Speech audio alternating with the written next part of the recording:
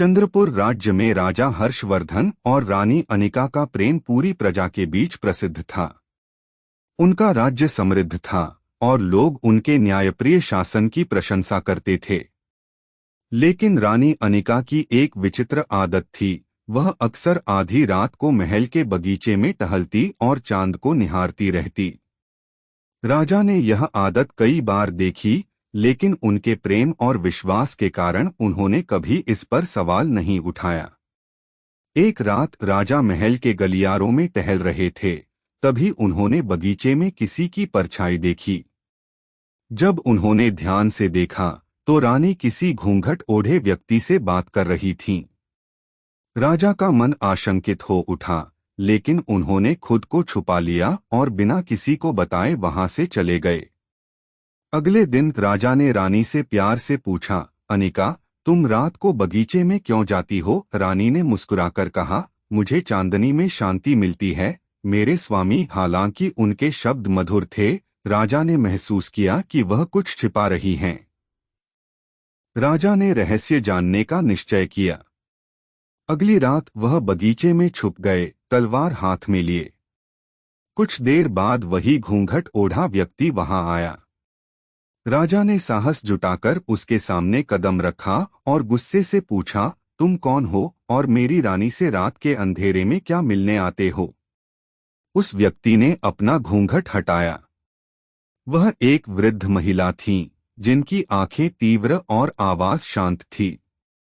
उन्होंने राजा से कहा, हे राजन, मैं कोई दुश्मन नहीं हूं।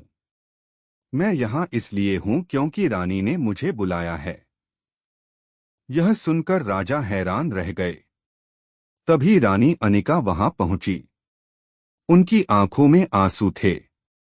उन्होंने राजा से कहा, स्वामी, मैं आपको बताना चाहती थी, लेकिन मुझे डर था कि आप समझ नहीं पाएंगे।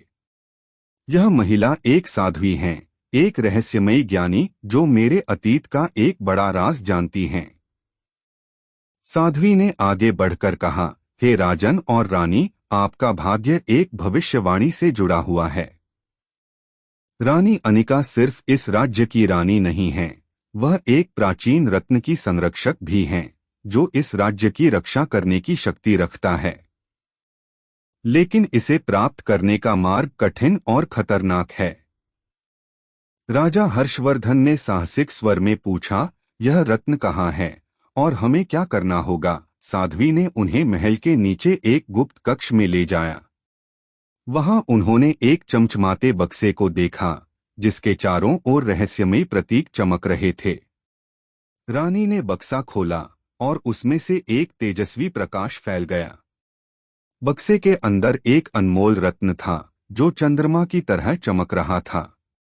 साध्वी ने समझाया, यह चंद्रतारा है, एक दिव्य रत्न जो आपके राज्य को हर खतरे से बचाने की शक्ति रखता है।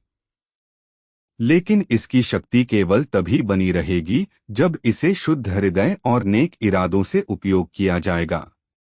राजा और रानी ने वादा किया कि वे इस रत्न का उपयोग केवल राज्य और प्रजा की भलाई के लिए करेंगे। उन्होंने इसे मंदिर में सुरक्षित रूप से स्थापित किया। उस दिन के बाद साध्वी रहस्यमय ढंग से गायब हो गईं, लेकिन उनके शब्द हमेशा राजा और रानी के दिलों में रहे। उनका प्रेम और भी गहरा हो गया और चंद्रपुर हमेशा के लिए समृद्धि और शांति का प्रतीक बन गया।